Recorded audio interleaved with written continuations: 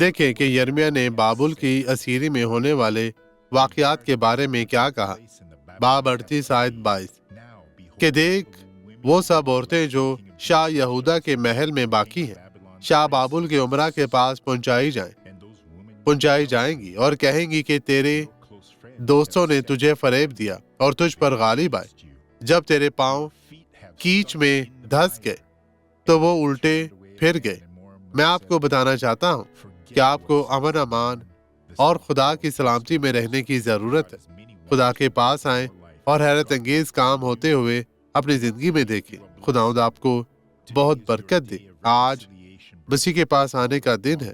آئیں دعا کریں۔ باپ، میں ابھی سب کے لیے دعا گو ہوں اور میں ان کو برکت دیتا ہوں۔ میں شیطان کو اس شخص کو چھونے سے منع کرتا ہوں۔ بدی اب چلی جائے، غائب ہو جائے ان کی زندگی سے ہمیشہ کے لیے یسوع کے نام میں۔ اور آپ کہیں میں ایمان رکھتا ہوں خدا میرے ساتھ ہے۔